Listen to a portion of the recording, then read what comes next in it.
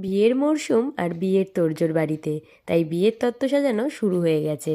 কিট্টু সকাল সকাল উঠে ওর মামুর সাথে বেরিয়ে গেছিল ঘুরতে, আর তার সাথেই নিয়ে চলে এসছে এই একটা মাছ, যেটাও তোমাদের সবাইকে দেখাচ্ছে। এরপর দিদি আর কিট্টু আজকে গেল বাড়িতে। কাল আমরা যাব দিদির বাড়িতে আইবুড়ো ভাত খেতে, তাই আজকে দিদিকে বাড়ি যেতে হবে। বাবা এখন যাচ্ছে দিদিকে আর কিট্টুকে বাড়ি দিয়ে আসতে।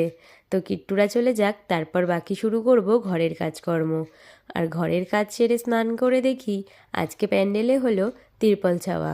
আর ওইটা উপর থেকে দেখতে পেয়েই আমি চলে গেছিলাম এক ছুটে নিচে। ওখানে গিয়ে যে আমার কাকু দাদা সবাই কাজ করছিল, ওদের কাজটাই দেখছিলাম। আর বসে বসে ওদের সাথেই গল্প করে কিছুটা সময় কাটালাম। তার মধ্যে আসলো এই ছোট্ট মিনিটা। ওর সাথে কিছুক্ষণ খেলা করে বসে পড়লাম তত্ত্ব সাজাতে। আর তারপরই ঘরের বাকি কিছু কাজও আজকেই গুটিয়ে রাখলাম। আজকের মতন টাটা।